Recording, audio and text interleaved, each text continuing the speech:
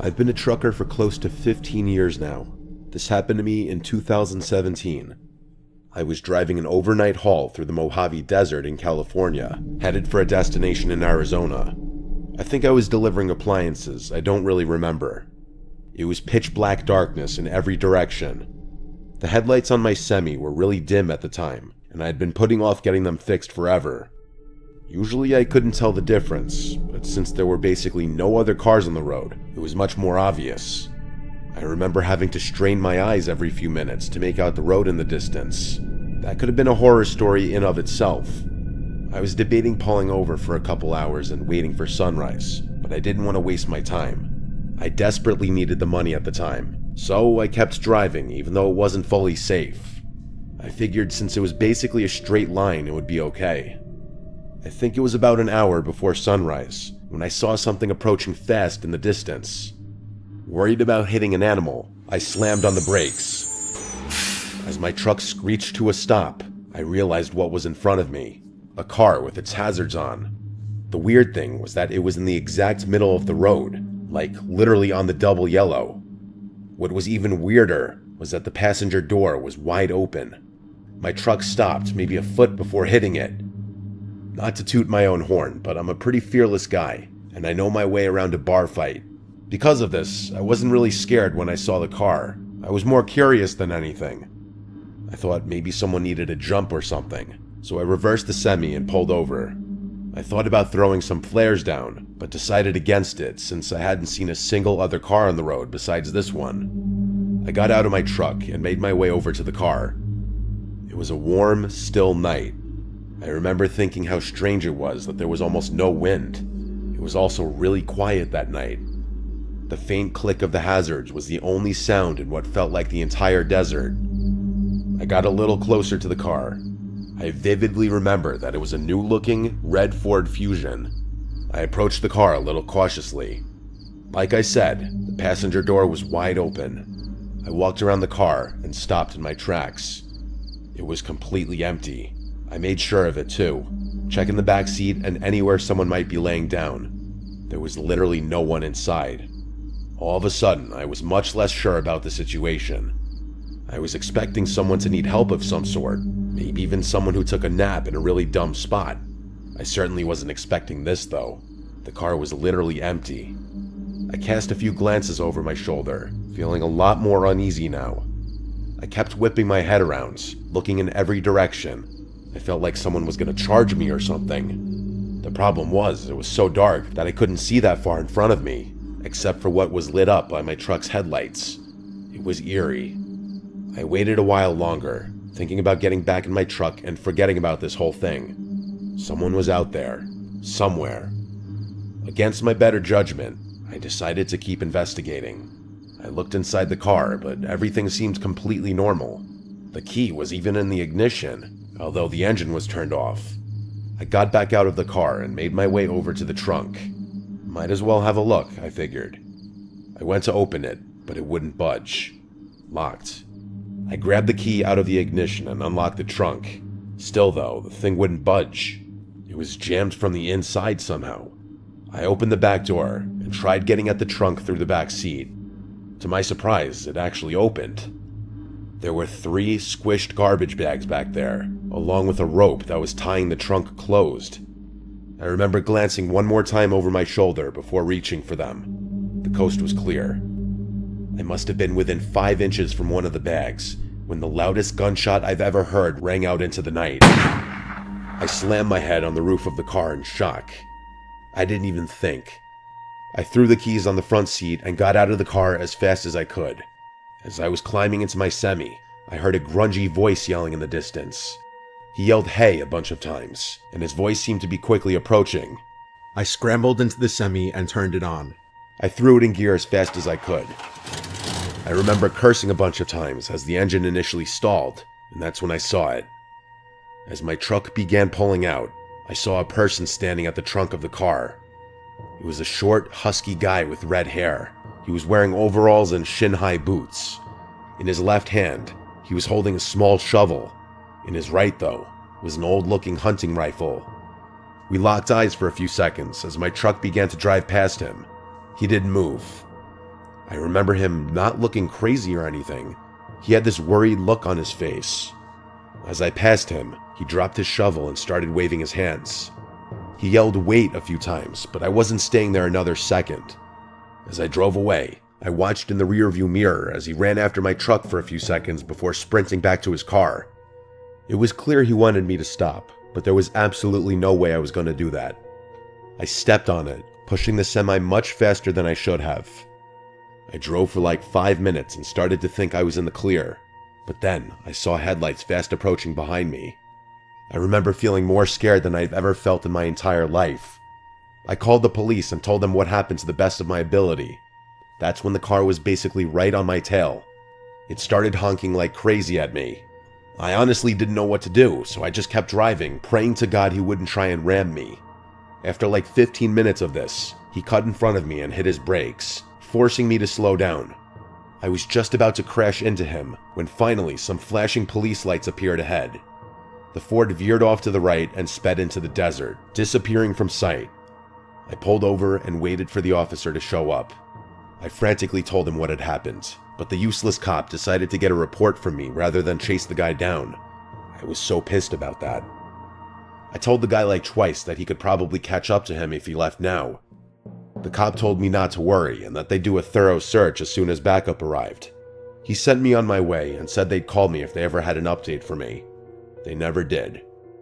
None of my buddies have a story this crazy, and I've told it more times than I can count. I know what you're probably thinking. That guy was definitely burying bodies. That doesn't really explain why he had such a small shovel, or why he tried to follow me. The bags in his trunk were also too small for that, although some of my buddies think he might have done some dismembering. For my own sanity, I like to think that he was burying some other kind of animal, maybe putting a diseased dog out of its misery, or some dangerous snakes. I really have no idea. Either way, I've never been totally comfortable driving through deserts late at night after this experience.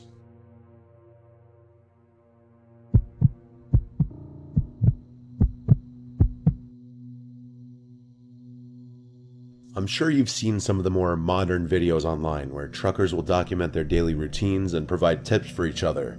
Or maybe you haven't.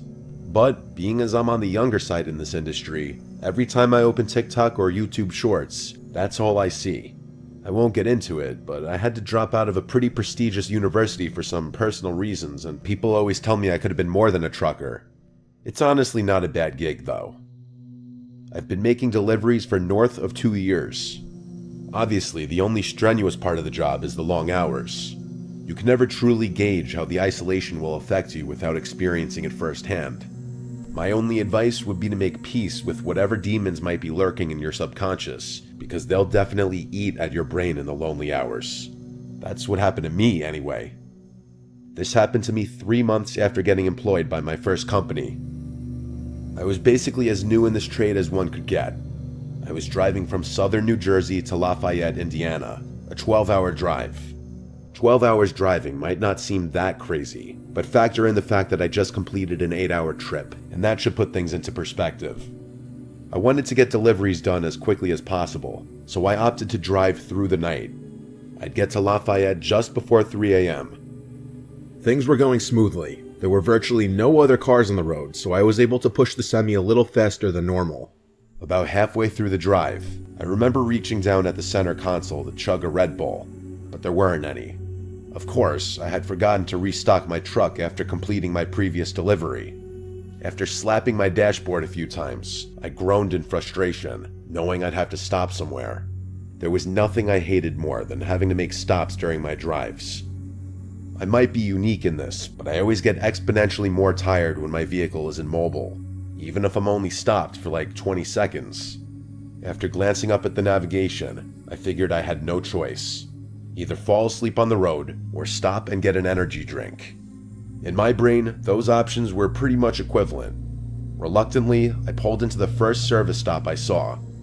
I had literally no clue where I was, probably somewhere in Ohio at this point. Too late, I realized this wasn't actually a service stop. It was what looked like an abandoned gas station and a repurposed convenience store. I'm not sure if there's any better way to describe it.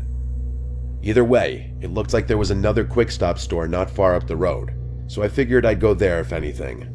I parked the semi and made my way over to the first convenience store. To be completely honest, I was expecting one of two things to happen. Either the place would be open or the door would be locked. You can imagine my surprise then, when the door swung open into a pitch black store.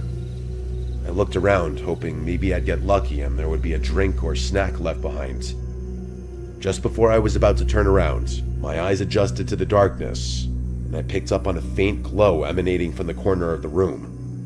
I made my way over to it, and the glow turned out to be coming from a back room of some sort. Curiosity got the better of me, and I opened the door slowly. To my pleasant surprise, there was a plugged-in refrigerator against the wall. Eagerly, I opened the door but found nothing. Literally nothing. The shelves had literally been removed, like the whole appliance had been gutted. As I was shutting the door, I was 90% certain I heard a clatter from the main room, like something hitting the floor. I froze for a good 10 seconds. Had I imagined it? There was no way. Quietly, I walked back into the main room and looked around. Nothing. Part of me wanted to keep investigating. I didn't have time for this, though. I walked out the entrance door and basically jogged to the other shop. It was open, thank God. I paid for my drink and made it back to my truck. Something about this whole stop felt wrong. I needed to get back on the road as soon as possible. I took one last glance at the abandoned store and noticed the door was now open. I was 100% positive I had shut it behind me. It wasn't my job to figure out what was going on here, though, so I started the engine and merged my semi back onto the highway. The caffeine started kicking in and snapped me out of my tired haze pretty quickly. My mind began to wander, and I started thinking about how bizarre that whole thing had actually been. I guess a squad or an abandoned building wasn't the strangest thing in the world, but my brain couldn't explain that refrigerator no matter what theory I thought of. I tried to forget about it and kept driving. It was then that I started noticing weird movements in the curtain behind me. Sweat started dripping down my forehead. I watched in the rearview mirror as the curtain seemed to billow and move, even though I didn't have the air on. I thought the worst. There was someone in my truck. I didn't have any weapons on me or anything, so I discreetly punched in the nearest police station on my phone. The drive there was the most tense and horrifying 20 minutes of my life.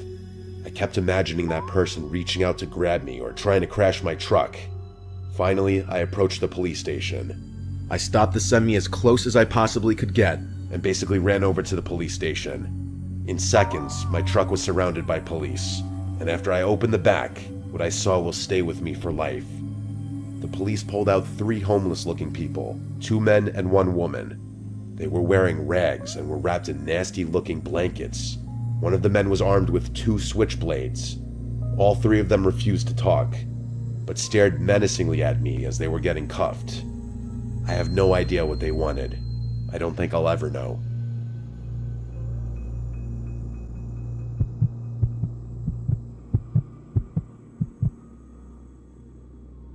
My name is Kevin. I've been a trucker for varying companies for the better part of 15 years now. Things have become pretty routine at this point. Pick up the goods and materials, verify them for accuracy, and deliver them as instructed. We're not paid by the hour, so efficiency is the most important thing in this line of work. For someone like me who's been doing this forever, I like to think I can outwork all these young guns that are snapping these jobs up. This isn't always great though. Usually I push myself to the absolute limit when it comes to functioning on barely any sleep. 4 years ago, I was working for a warehouse based in North Dakota. For anyone who doesn't know, North Dakota is one of the flattest states, which makes trucking a little easier. This also meant that skipping out on a few hours of sleep could mean the difference between employment and getting the sack. It was a chilly Tuesday morning in May. The beginning of the week meant that more loads needed to be shipped, which meant more work for me. I wanted to knock it all out in one shot, so I traced my route into Montana accordingly, planning on not stopping even once to sleep. I hit the road a few hours after lunch, expecting to reach my destination very early the next morning. I pushed the semi as much as possible, doing maybe a couple over the speed limit. It was getting late, and I remember rubbing the crust from my eyelids as the clock ticked past midnight. I was having trouble keeping my eyes open, but I only had about an hour left in this drive, so I gritted my teeth and kept going. My buddy Tristan, who was also a trucker, introduced me to smelling salts when I first started out. If you don't know, smelling salts are basically some kind of crystals in a little bottle. One sniff and you're wide awake. You had to be careful though. Too many back-to-back uses could be dangerous, or at least that's what Tristan told me. They burn your nose a little bit, but whenever I needed a boost, I'd reach for the smelling salts first. This was one of those times. I took a big whiff and shot my head back, my reflexes taking over. I felt the adrenaline course through my body, and I hoped the feeling would last the rest of the drive. A half hour shot by, and I was really struggling. I felt myself start to doze off, and the blare of my truck drifting into the shoulder jolted me awake. This was getting dangerous, I thought. I had to pull off. I was all alone on the highway, but there was nowhere to pull off. There was just woods on either side of me. I slowed the truck down, searching desperately for somewhere to pull over. At this low speed, my headlights pierced through the darkness and I was able to see a lot more. As I looked around, I saw something that confused me. There was a purple dress lying in the middle of the road. What the hell? I thought, rubbing my eyes. Was I hallucinating? I blinked like 6 times just to make sure I wasn't going crazy. It was real. I approached the dress with my truck and stared at it as I rolled by. In hindsight, this should have been more of a red flag, but I think I was just too exhausted to process what was going on. About 200 or so yards away, I passed a pair of shoes. Now I was starting to freak out. What the hell was going on? I passed the shoes, praying to God there would be a place to pull off soon.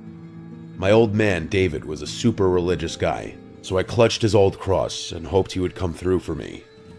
A little further up the road, I saw a bunch more random clothing, some of which looked like little kids' clothing. This time I stopped the truck. The panic started to set in. Something was very, very wrong. I sat in the driver's seat with the truck at a standstill. I was expecting something to happen, but it never did. So I did what my instincts told me to do. I stepped out of the truck and went to inspect the clothing. I still remember the feeling of the chilly morning air piercing my skin, which definitely helped my exhaustion.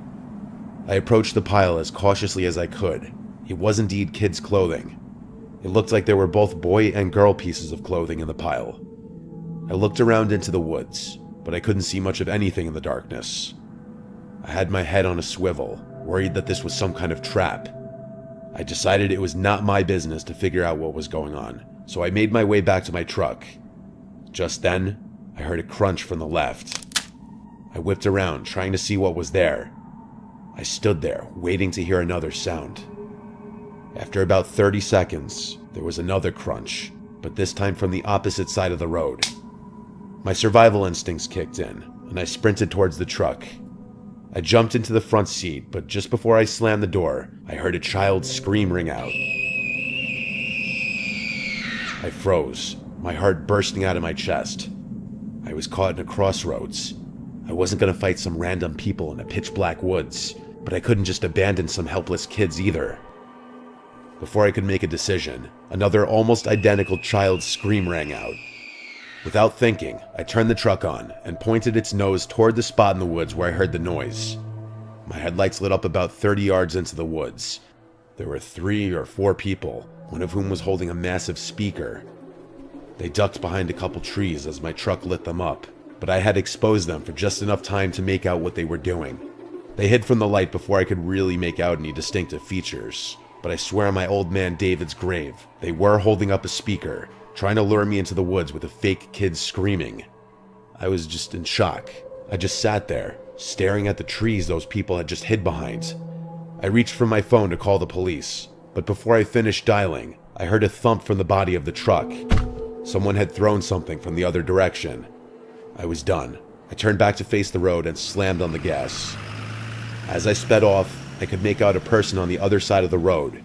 He shouted something I couldn't understand before launching something at the truck that cracked the glass of my passenger side window. I drove the final hour in silence. I was too scared to process what had just happened, but there was no way in hell I was stopping to sleep in those woods. I completed my delivery and then knocked out. I must have slept for 10 hours straight. When I woke up, the first thing I did was call the police, who told me they'd investigate those woods and give me any updates. I then thought about the whole thing and how stupid I was to get out of my truck. I should have just minded my own business. But the thought of some kids being kidnapped or worse was just too much for me to ignore. To this day, I still have no idea what those people were trying to do. I don't know why they didn't just rush me when they had the chance, or what they were planning to do to me if I ran out in the woods after the kids screaming. In all my years of being a trucker, nothing has ever come close to being as strange or downright terrifying as this experience.